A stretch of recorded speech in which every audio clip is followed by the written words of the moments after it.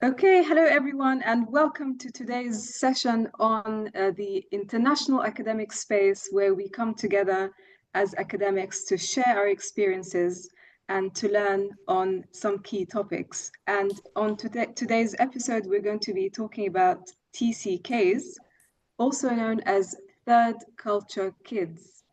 Now, you may or may not have heard of this term, but basically it's defined as individuals who have spent a substantial part of their formative years, typically childhood or adolescence, in one or more countries than their passport country or home.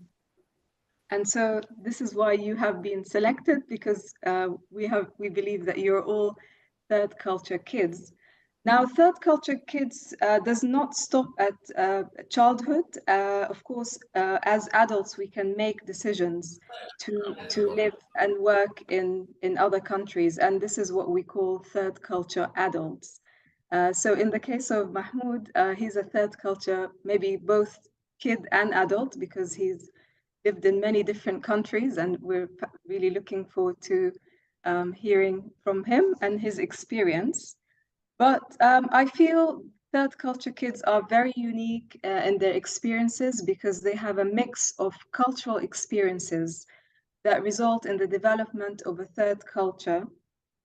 So basically, it's a blend of the culture that their parents come from and the culture that they were brought up in, and the blend of these two cultures forms, the third culture, if you like.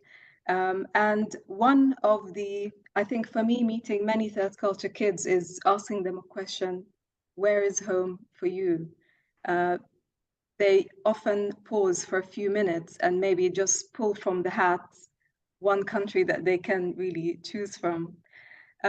So really, I think this topic is very important for us as academics, as part of this international academic center, because we teach third culture students. We want to know what assets they have, how can they navigate challenges, especially in the international, context. Why are we talking about this? Well, with the rise of globalization, companies setting up offshore businesses, also it could be international assignments, so companies sending employees to work in other countries.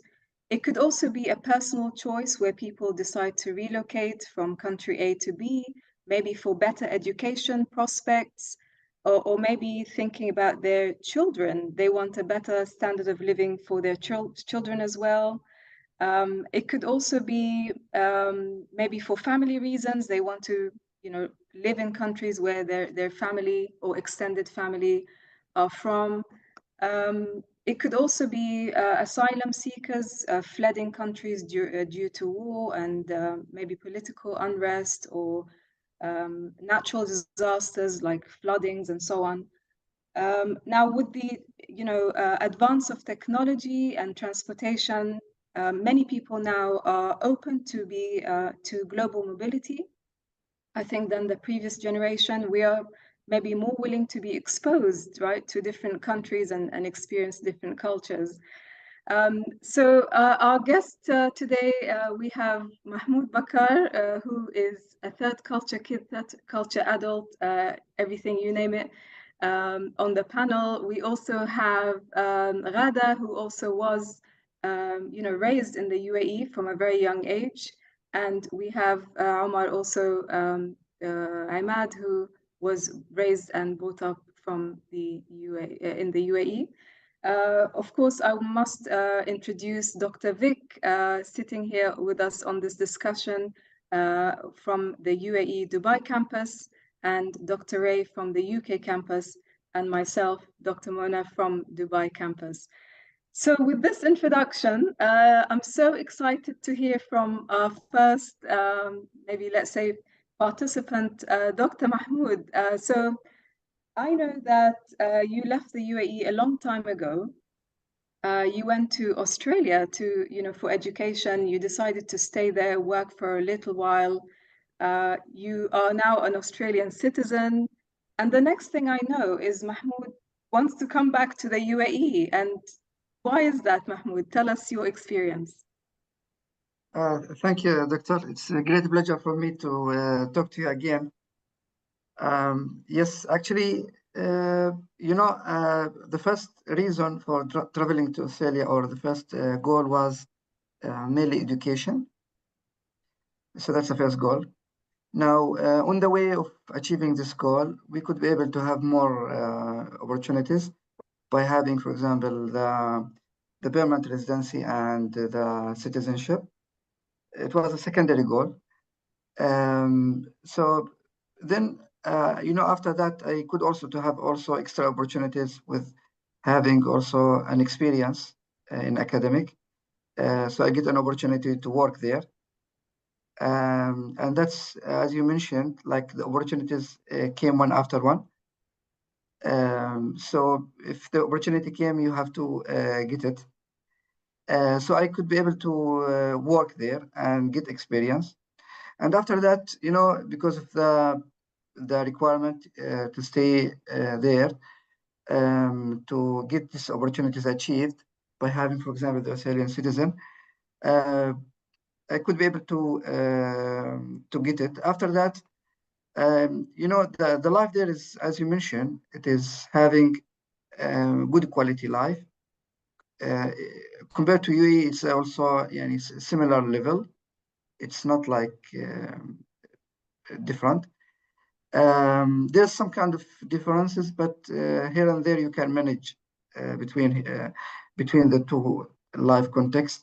However, uh, I mean, traveling back to UAE, for me, it wasn't uh, a reason that Australia is not good. No, it's just only seeking more better opportunities also. That's one reason. The second reason is the tax system, because when you are working there, you have to pay like 30% tax. So here there's no tax. That's another reason. The other reason is also, I think, I mean, the tax is not the main reason, to be honest with you. The tax is not the main reason, but it's actually one of them. The other reasons is that you already came and you are living. I mean, I did not travel to a new place for me. Back to E is for me, it was a common place. So it wasn't a challenge for me to travel back. So it was like normal for me. Now, when you ask about, and this is, I face it, where is your home? This is, yes, I feel it, to be honest with you. And they was telling the same with my previous, I was working in university, and they was sharing with her the same. She was the dean actually there. Her name is Anya. She's from Germany, and she's from Germany also. She was sharing with me the same feeling, like she is not feeling. I mean, she said that when I get the citizenship, for example, for me, I'm allowed to take a double citizen. But for her, as a German background, she's not allowed to take a double citizen for European citizen. I think so. But Germany is not allowing to have a dual citizen. And she said to me, I should go for citizen because she's already purchased a house in Australia. Then I told her, you know what? I want to UAE, I feel home. I went to Jordan, I feel home. I come back to Australia, I feel home. You feel home in Australia for many reasons, because of the feeling of there's something they call it, you are feeling welcomed, or you are feeling inclusive. The inclusive feeling is good. Once you are having like you have the citizenship, you have your job settled down, you are having a community and the friends there, so you feel home. So the So inclusive. for you, Mahmoud, home is Jordan, UAE, Australia, and many, many places. But we want to come back to you in a minute later on to understand maybe the challenges that you faced Yes. when you joined. But I'll jump now to Omar. So Omar Imad, again, lived here for many, many years in the UAE. And now, great to see Omar, you working for the Ministry of Education You know, you've progressed really well in your career. And I want to know, Omar, for you, how has moving between countries affected your sense of home and belonging? And how do you manage that blend of cultures? Well, first of all, let me thank you for the opportunity and thank you all for giving us the time to be here together today, speaking about this interesting topic. Um, well, the question always hits me. I'm originally from Egypt, but I really don't know much about Egypt. I belong with the passport to Egypt. I'm an Egyptian citizen, but if I go to Egypt in a holiday or something, I get lost on the roads there. I don't understand how systems change in a day or other because we are not a part of that system. We're not part of the changes that are taking place on a daily on a daily activity. For example, once you go there, once you go there, you get to understand that oh, the prices has changed. Well, you never knew when did they change because you were never part of it. So UAE has been part of where I lived, I studied, I was raised. So I totally belong to this country in the sense of I understand how things work here. I was brought up here, I've studied my school here, finished my university here, and my progression was happening in this country. My parents are from Egypt, so I speak the Egyptian accent. I do look like an Egyptian because I'm an Egyptian, but I don't really know things work there. And when we go there back to Egypt, you're easily identified within the community. Oh, this guy doesn't live here for sure. Because you start acting in certain ways you're used to act here. Well, the system doesn't work the same. Each country has its own mechanism of how things work within the society, within the community. Yes, they are both Arabic countries, but the norms and traditions are different. The way people greet each other here, they don't greet each other the same there. There are festivals that they celebrate in the UAE. They don't celebrate in Egypt. So it's two different things. There's something called Gergaan. They do it here. They don't do it in Egypt. It's an Emirati thing. And as a person that comes from a country living in another country, things get somehow confusing. But at the end, I think being a third culture raised kid, you belong to where you live, uh, you progress, you learn, and you get your bread and butter from. That's the mentality of where you belong. That's how you give your 100% to your attention to. Passport nationality is another story, but I personally believe that's how things work, being Yeah. in such a place. So that's interesting, Omar. You said when you go back home, people straight away figure out that you're not, you know, you're not really from this place, right? So that's quite interesting. And I want to now get like maybe a parent's perspective of raising TCKs. So we heard from the TCKs, TCAs themselves, but raising third culture kids, I think Dr. Vic, Dr. A, myself, you know, we're all in that boat. So I'd love to maybe hear, you know, Dr. A, you know, you're of course, you know, raising your children now in the UK. How has it been for you to maintain maybe some of the your own cultural values and Yeah. traditions and pass it on to your children in another country? Yeah. Thank you, Mona. Yeah, I mean, well, first of all, it's a very interesting subject we're looking at, and it cuts across a lot of different experiences. So I, for example, have been in both ends where I was at, well, I say I'm a Tanzanian because my parents were born in Tanzania, and I've lived many years in Tanzania, but actually my parents had gone to Canada. That's where I was born. So I was born in Canada. And then After a few years, they went to New Zealand. So then I lived in New Zealand, and then been in Tanzania for more parts of my life. And now I'm in the UK as well. And I've stayed here for quite a substantial amount of time. So, you know, I've been like, in a way, one way or the other, a third cultural kid at one point in time. And now I'm raising my children here in the UK. And yeah, there are a lot of things that tend to be a bit confusing at times, given the different areas that you've actually lived. And what do you actually see as, you know, the values you should be able to adapt from whichever country you've come from? But I think for me, one of the things which had been interesting is because of the different countries that I've lived in, it enabled me to more or less see myself as a global citizen. So more than anything, I feel more like a global citizen rather than being particularly belonging to one particular country. And even the cultures and all that. Well, some other people, you know, when we talk about culture and we say these are built over generations, and so, you know, they're embedded and all that. But there are ways in which some things can change, or an adaptation and all that.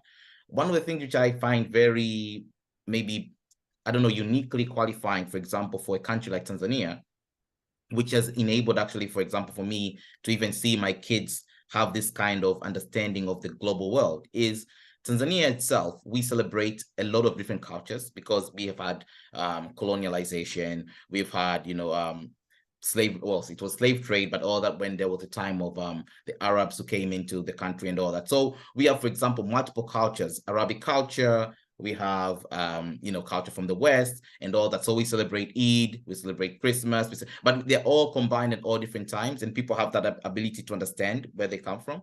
And so my kids as well, because we're in the UK, yes, it's a little bit more of a Western style, but then we also introduce them that, okay, there are other things that we are also, you know, we also value and we also cherish, and they're also part of our, you know, of our culture. And yes, there are times when there are things that they might not understand, okay, when they say, oh, but this, why are you, you know, celebrating this? Oh, this is something that is done in Tanzania. Yes, we celebrate it, but it doesn't mean that it takes away anything that you've learned here in the UK. So, I mean, that is Great. just a small part Thank of you, Vic. our No, that's really fascinating. You know, like you have this blend of cultures that you can tap into because you have knowledge, and it's really an enriching experience. And on that note of parenting, maybe a hand over to Dr. Vic. Raising children, I know you've you know, lived in Vietnam for some time, then moved to the UAE, previously in the UK as well. Have you observed any unique skills or, let's say, abilities of, you know, third culture kids, Dr. Vic, that maybe children who are born and raised just in one country may not have? Yeah, thanks for the question, Mona. Yeah, my kids were born in Vietnam. Both of them were born in Vietnam, and at that time they were very young, so identity, culture wasn't a big part of the discussion. It was mainly about getting involved in the societal infrastructure, celebration of Vietnamese activities, which most of them did not understand. Most of the time they did not understand. But when we moved to Dubai, that has changed because they grew up much bigger than when we were in Vietnam. And the immediate thing they have noticed is the religion in the UAE, because at the family level, we are Catholics, and we do talk about a lot of Catholic values. But as soon as we arrive in the UAE, they can see the contrast because they go into the school has Islamic values, and that's very interesting because to them, and as I sit away from them and I analyze their understanding of the world, they have Christian values at the same time they have Islamic values. So they are in a much better position, or they will be in a much better position in future to understand people from different backgrounds. That's the strength of globalization. That's the strength of something that will take them into the labor market and potentially into the jobs that they will be doing. The other thing we talk about a lot at the family level is education, because you really cannot go overseas as an expatriate without having a sound education. So one of the key things that we talk about every time when we speak to the kids is the essence of education, higher achievement in all the things that they do. And that you can find in the UAE.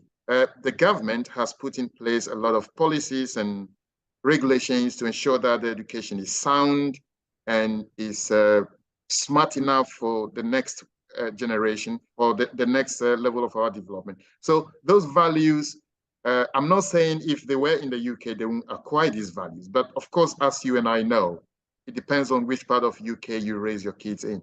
If you raise them in London, Birmingham, Manchester, Liverpool, they will be more than likely to have multicultural values. But then if you raise them in a small place like Kirkcaldy, Dunfermline in Scotland, or Nantwich in the Midlands, they probably will not have the same experience they are having at the moment. So for me, it's a big opportunity to raise them in a more multicultural society where they will have all the values to be able to fit in wherever they work in future. Like Ray, if they find themselves in Canada, New Zealand, they probably will understand why people behave the way they behave and why they have certain types of religion. That's great, great. Thank you very much for this inspiring answer. That's brilliant. On that note, I maybe past now would love to hear from Ghada. So Ghada was born in Saudi Arabia, then moved to the UAE as a very little, child, I would say, at the age of 3. So Ghada, like you haven't really lived, anywhere else. So maybe this is home for you. But have you ever experienced reverse culture shock when you go back to, your passport country? Tell us a little bit about this and how you navigate these experiences. Thank you, Dr. Muna, for this opportunity first, and thank you everyone for having us. So, as you said, yes, surprisingly, when I saw the term third culture kid, I started Googling it and looking at the aspects of it. So whenever we go on a vacation to Jordan, which is my home country and the country that my parents are from, when we are coming back, I noticed that most of us, either me or my siblings or my family, we take a photo and we say home about UAE. Oh, wow. While we were at home, we were supposed to be at home before we come back to UAE. Yes, I think that I define home as the place where I have experiences and where I have memories and people I love or people I interact with are here. Although my parents, I think, tried as much as they can to keep us from removing our home country as the home country, because we were going there a lot. We tried as much as they can to keep connected with our families there, but I think that it's not that easy. And now I think that I'm trying to not do the same with my son and try as much as I can to give him the idea that this is the home country and we are here as, I don't know, expatriates only, or we will go back maybe one day, or we are supposed to go back. And about the challenges that we face when we go, as Omar said, they immediately spot that we are not from here or we don't live here. Even our accent, although we speak the same language, but they notice from the accent that we are not from here. And sometimes it's not a nice thing, and sometimes, yes, it is fine, but sometimes, no, I feel it is challenging to just blend in as we are from here. We're not from anywhere else. No, we are from Jordan and we are supposed to be Jordanians, but our family is not, and it's not a bad thing, but because maybe we have different things, practices, we are experiencing different things. I don't know what is the exact reason, but I feel that when we come back, we feel that we are relieved, the stress is less for us, and we feel like we are back to our normal lives and normal homes.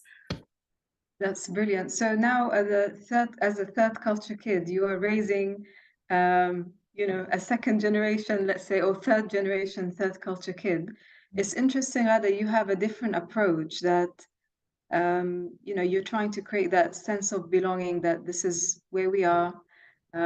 Because you were here, you were raised here, and your parents, so it's like a third generation of living, in this country. So you have a different approach to your parents. But I want to just, Ghada, while I'm talking to you, and then I'll jump to Mahmoud because I know he has to leave us soon. In terms of career aspirations and, entering the labor market, how do you feel your experience as a third culture kid influence your career goals and aspirations? For example, do you feel that you aspire to work for international companies with a mix of backgrounds, or are you looking for specific maybe roles or in a department to play with? Where do you feel more comfortable, and in terms of, and what are your aspirations for your career? I think that, yes, definitely being a third culture kid affected the choices, the educational choices I have made, because maybe if I was there, I didn't come to the UAE and experience different cultures and different approaches and different other different things that the ones that we would experience only there. And then my career aspirations, I would say what is required there and what is most demanded there is different than the one the demand here. So maybe this is the effect that it will have on us as choosing our careers or educational patterns. I would say I definitely prefer working in a multinational companies where I have colleagues and friends from different nationalities and different cultures. It did actually help me a lot. For example, when I had a French colleague at my previous role, he used to tell me a lot about France and what are the small things that tourists didn't know, and he gave me some advices and some tips when I go to France. And yes, when I went there, surprisingly, I was doing what he said I would do, and it was very, very useful. When anyone else at the group said that we need to do this, I said, no, my friend told me that we need to do this instead, and it's much better. And even I texted him, said that, hi, we are here. What do you recommend? What are your advices? So it did help me in so many things. And as Omar was saying, or I don't know if Omar mentioned that, or Omar, for example, he's from Egypt, but he knows how to speak Palestinian, Jordanian, I think Lebanese, I think Syrian, I don't know. But like being in a multicultural place exposes us to so many things. We know how to deal with different nationalities and different cultures, either from the Arabian world or from the Eastern or European side. So I think, yeah, it is much better for me to be in a place where mixed cultures are there, and I learn a new thing every day, either about the festivals, as Dr. Ray, mentioned. There are many new festivals and new celebrations that we don't know about, and we just know the stories behind them. I think if we didn't, if I'm not a third culture kid, I wouldn't know any of these. Even if I like reading or I like watching documentaries or TV shows, I will not be able to expose to such amount of differences and new things and cultural aspects that are there. Great, thank you very much, Ghada, for that. We're gonna now jump to ask Dr. Mahmoud. I know he will leave us in 5 minutes, unfortunately, but we're really fascinated to learn about your cultural adaptation in Australia. What were some of the challenges, on a personal level or, general level, Mahmoud? Maybe this can be also useful for people thinking of going there one day. Actually, yes, that's the first thing I faced, is to understand the culture there. At the beginning, your name, your name is a challenge, Mahmoud or Muhammad. When I looked in the others, I find some people, they are changing their name to adapt with the culture there. For example, if his name is Muhammad, he make it Mo. If his name is Ali, he make it Alex. I say, no, that's it. My name is Mahmoud, my name is Mahmoud. If he's happy with Mahmoud, he's welcome. If he's not happy with Mahmoud, I say, he's also welcome. So in both of the cases, I said, this is my name, Mahmoud. I don't know why the others, they are go with this approach, but I did not see. I mean, it is there actually that there are people, they are like adopting their names. They are like changing the name to adapt with the culture, to face. I mean, to start to. I mean, to overcome that some kind of challenges that they can face it in from some minority of people. They're not a majority; they are a minority. However, I feel it's not it is not a good way to do it. So changing the name is not a good way. The other things we face it as cultural things is to understand how the other people are thinking. You know, like the way that they are communicating, the way that they are adopting things. It's a little bit different, but it's not difficult to adapt with it. Yeah. And for example, my when I was sitting with my supervisor. I feel like if for example, if she said to me, okay, we will be meeting, for example, next week on Tuesday, for example. Now, if I come back to her, okay, doctor, we will be meeting next week on Tuesday. I can see her face has become red. Why? Because they are consider this as an argument. But for us, we are not. We are thinking that, okay, we are in a conversation, normal conversation, and we are doing assertion that, okay, this is a confirmation that, okay, our meeting will be next.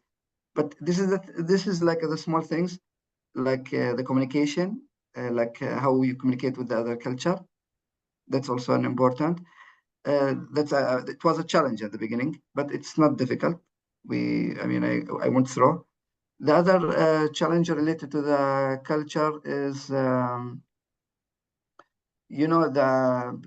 timing in the culture also is important.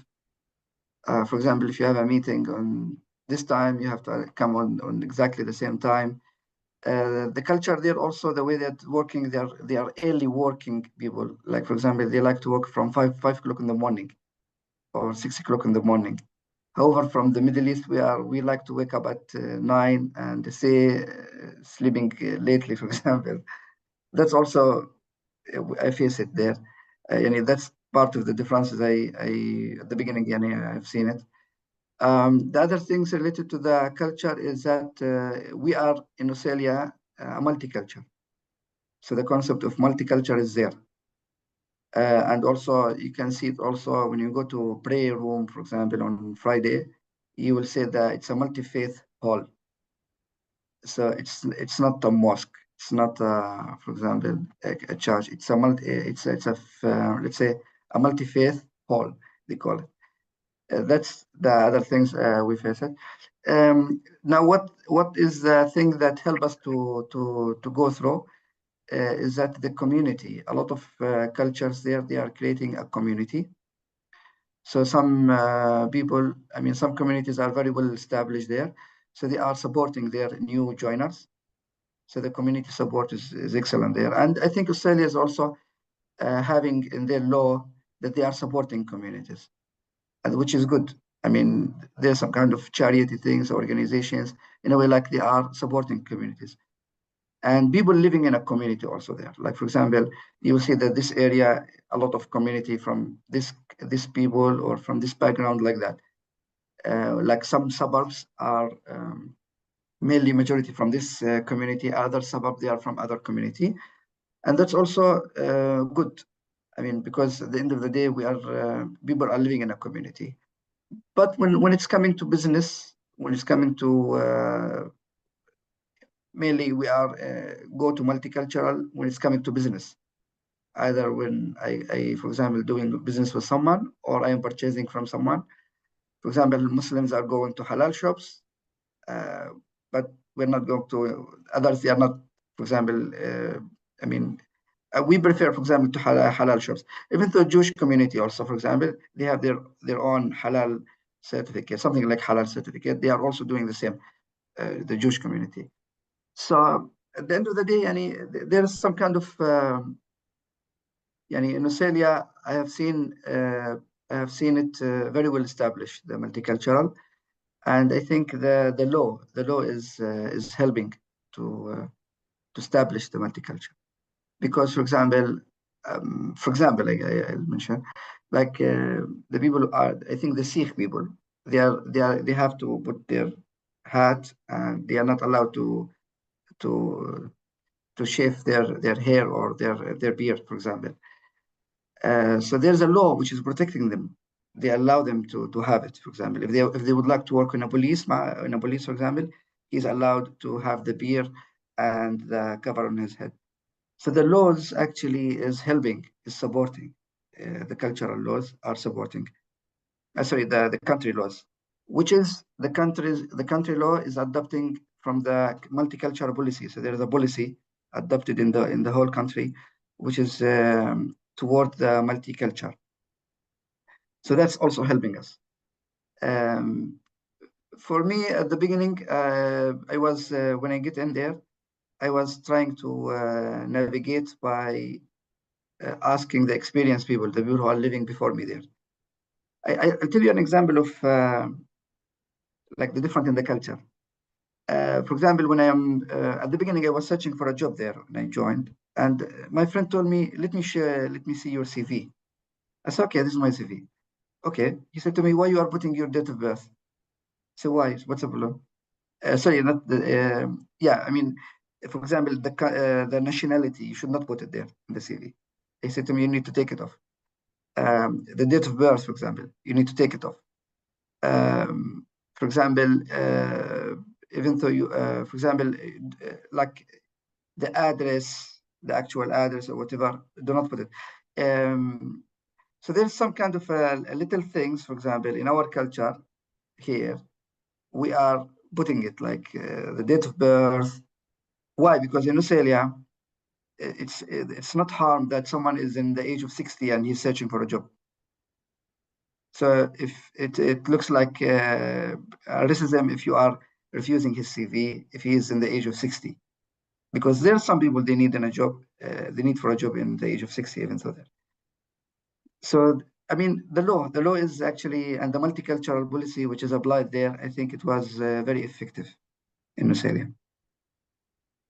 Great. Yeah. Thank you very much, Mahmoud. This is really a very interesting experience. You know, you talk to us through the cultural, challenges, how you navigate them, the different laws, regulations to protect, and so on. And yes. One more thing I would like to add, Doctor, is that I think I mentioned it before. We are not. It's called a multicultural, but at the end of the day, we are not living in Australia, and we are not living in UAE, and we are not living in Jordan. So mainly we are living in cities in those countries. So we are belonging into a multi-city.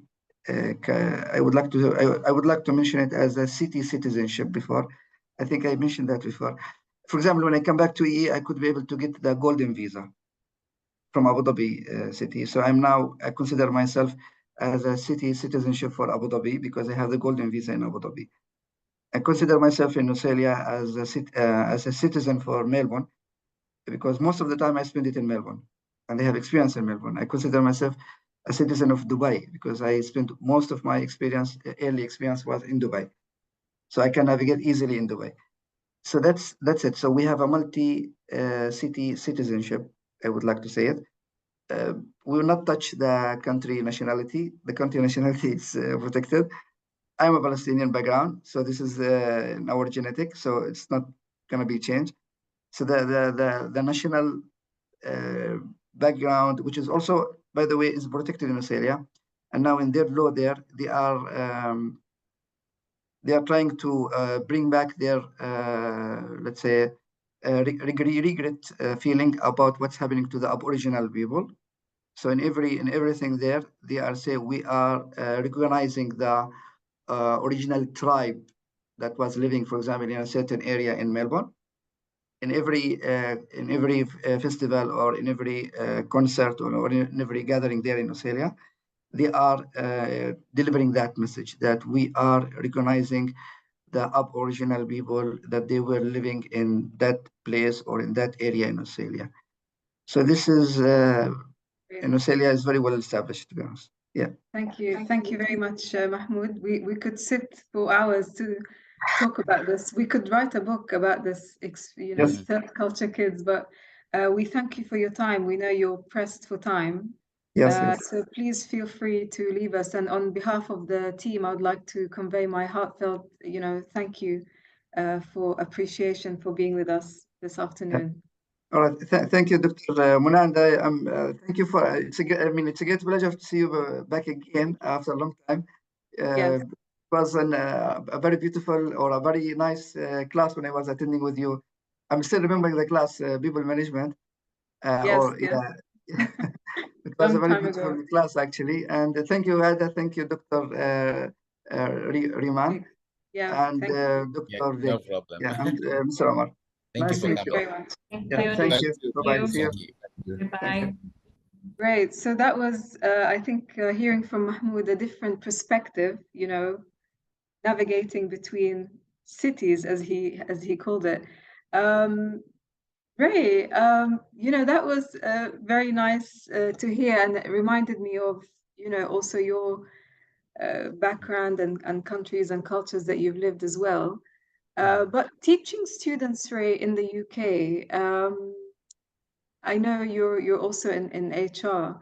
How do you, you know, are you able to tell if you know if students have certain skills in terms of working on, let's say, diverse groups, or you know, international assignments that require that context? Do you find that those who have that multicultural experience have certain advantages to bring to the team?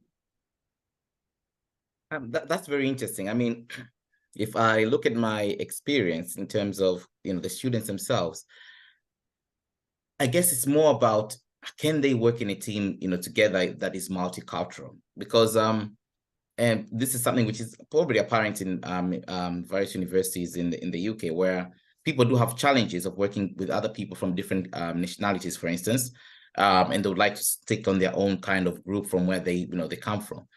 And that is a challenge, but you see that sometimes I never really thought would be something that is happening, in terms of, you know, people feeling that, okay, maybe in the UK, we have a lot of people from Asia, let's say China, for example. And then you have people who are, you know, local here from the UK. And you find there are times where students cannot really blend in, or they say, okay, we're just going to be on our own. And then you do have people who sometimes feel that, you know, why am I being, you know, in that kind of way? Or people just stay in their own groups. And So sorry, Ray, to cut in there, but I don't know if you, like me, you noticed they like to sit together as well. Those from similar cultures, automatically you see them together in groups.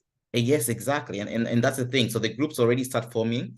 And one of the things which I'm always keen about is trying to ensure that people do learn from different cultures, because I've experienced that it is very good to work with people from, you know, different cultures and a diverse kind of setting. And so even nowadays, when, for instance, I'm trying to develop a group in like, you know, for group work, it will be more of a random kind of, in the sense, not telling people to go and form their own groups, but generate them in a random manner, such that, you know, in that nature of randomness, normally you'd find there are people who are diverse staying together, compared to, you know, people just coming from one place and staying together. There are challenges which people do tend to navigate over time, students navigate over time, because they say, oh, this person doesn't do this, or sometimes people even feel that people from one country, they don't tend to do something well, and they only do the other things well. And so you try and break that in a way. The one thing which I've found fascinating is, because I teach in the UK and I teach in the UAE. So when I was teaching in the UAE, especially international HRM, we have a diverse group of people. You have people from Asia, you have people from different parts of the world, including Tanzania, which is was very fascinating to see. And you'd find that the people who are in the UAE, because of the slight, like, people have been moving, they have some kind of experience of living in different parts of the world when they've come to the UAE for one reason or the other. You do find that it's easier for the kind of integration and working together from, you know, mixing with different people from different groups. And you do see that then the perspectives, you know, from people of different societies does come in. Sometimes it's like one of those where we call conflict is a way of getting the better result. So you do find people arguing, or say debating some of the different areas, but at the end they do come out with a, you know, an output which is actually fascinating, taking into account different perspectives. So in that regard, I would say that I'm always in favor of that kind of area, because you do see a lot of benefits from multicultural kind of groups, compared to, you know, groups which are very much siloed in one. Yes. Yeah. I mean, that's really interesting. We all like to believe that we know something about multicultural and so on. But Dr. Vic, having lived in different cultures and bringing up your own children as TCKs, how do you think that navigates through your own teaching in terms of understanding your students? Because you've been exposed to these different cultures. You have your own unique blend of, let's say cultural awareness and so on.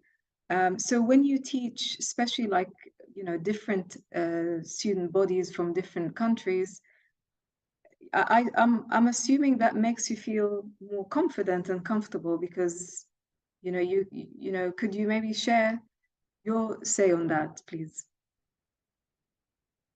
Yeah, certainly. So there are a number of things we can unravel here. What we are focusing on is mainly about identity, and this is heavily researched in the psychological and anthropology literature. It's called in-group, out-group behavior. So when people feel that they belong to a group, they are more likely to be approving of things that happen within the group, and they are less likely to be approving of things that happen outside the group. I have had homogeneous groups. I have also had heterogeneous groups as far as my teaching is concerned. In Vietnam, it was 99% homogeneous group. In the UK, in London, where I did most of my teaching, it was largely heterogeneous because, as you can see, the demography of London is very reflective of heterogeneity. In UAE, it's skewed towards certain nationalities. So the blend of all these helped a lot in terms of my understanding of students' background. But what Ray said earlier on about groups holding themselves to each other, like Chinese who sit together, whereas Indians who sit together, that is only temporary phenomenon. As soon as students realize that there are strengths across different groups, they move across. They move to tap into those strengths and they let go of those weaknesses because culture alone is not what we do in education. We are there for cognition development. We are there to train students to have critical abilities. So as soon as students, irrespective of the groups they belong to, as soon as they realize that there are strengths that they can tap to, they move across, which is the beauty of having different students from different backgrounds in, say, an MBA class or in a postgraduate class. Even in a bachelor's class, you find this dynamism of students moving across. So that is the beauty of it, and I love it. I would rather teach in a more multicultural society than to teach exclusively in a place where all the students are identical. Yes, that's I would feel the same actually, because you're exposed to different ideas and they can come up with different recommendations from their own perspective, which is really enriching.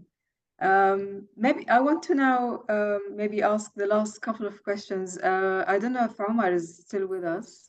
Yeah, I'm here. I'm really sorry for Okay, the okay. interruptions that happened in No worries. between. No worries, Omar. So, maybe this question really is for Omar and Ghada. So, you mentioned that, home is where, your memories are, and you're trying to create this home. But maybe this is an unexpected question. I didn't write it in the notes. I was just thinking about it because I feel it's an important one. So, in finding your life partner, okay, husband or wife, how important has it been for you to find someone from your parents' home country? Or have you been very open and your parents very open to whoever it is? So I'll start with Omar because I know you got married recently and now uh, growing your family. So I was open to choices, but then when I met my partner, she happened to be from Egypt. She lived in Germany for a while for her studies, and I think the way she understood what a multicultural raised person is made it easier for us to communicate. Because if you do not have background, if you do not understand how a multicultural person is raised, the way he thinks, it will be very difficult to have a common ground of communication together. If you look at my nationals, Egyptians living in Egypt, the way they speak, the way they interact, the way they operate in their daily life is a bit too different than how a multicultural person would interact or expect. Part of being in a multicultural country like the UAE, it gives you understanding and the ability to adapt, become much more flexible, give space or ground of excuse to others. Because in a multicultural country, you understand that we are not all the same. There are differences. You need to expect, you need to accept, and you need to understand. Unlike Egyptians, if you go to Egypt, they might not understand the same thing because they don't really see it, they don't really meet it, they don't understand it. That's why I think we studied it in a culture change, the shock to change or the shock once you leave. So people flying for the first time out of the countries, they find a shock. Oh, what's going on? Where am I? And that's because they have not been exposed to those things. UAE gives you the chance, personally speaking, give me the chance to understand, to learn more. So going back to choosing the partner, that's one of the main reasons of I think the attraction that happened. Later when she came and joined me, and now I have a twin, a boy and a girl. So I've got the whole family now placed with me in the UAE. She was ready to take it, and the reason because she was exposed to such a culture before. She's been to another country. Sometimes she feels homesick because for the past 4 years she was in Egypt together with her parents, her friends, her sisters, and so on. So she do feel sometimes homesick, but being a multicultural person or raised in a multicultural country, it's very difficult to adapt to someone who's not been exposed to the same environment. So for me, it was very important that my partner understood and knew that yes, we have the Egyptian nationality, whatever nationality, but we belong to where we live. We belong to the country that provides us the bread and butter. We have to abide by its rules and respect its norms and traditions. That's amazing. Thank you very much, Omar, for that. So the fit was about having someone with also that multicultural environment who's able to survive and take on the culture shock. So Absolutely. that's very interesting. For me personally, I grew up in in the UK, in London, if I was to use Mahmoud's city citizens. So I did my primary education up to, I call it P2P, primary to PhD. And I know my parents worked tremendously hard to keep, some kind of tradition, the values, they used to push us to learn, the language, and it was not easy all the time. But there is a belief that if you find someone from the same culture, then you're in safe hands now. You can go and continue the journey. It doesn't always end up like that. So, and that's, sometimes may bring conflict.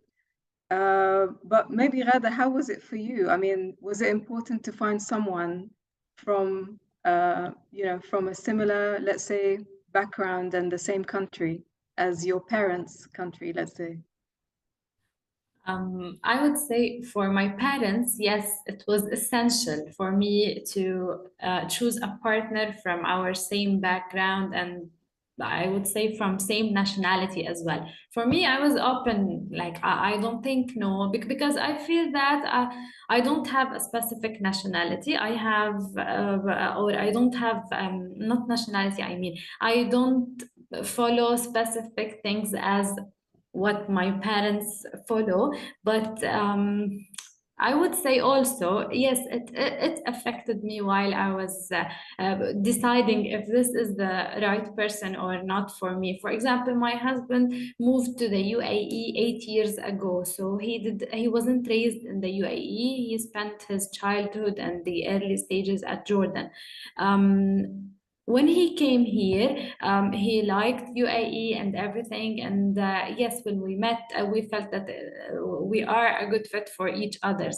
However, later on, I noticed that he is feeling homesick from time to time, and he just says, "Ghada, I'm going to Jordan. I can't.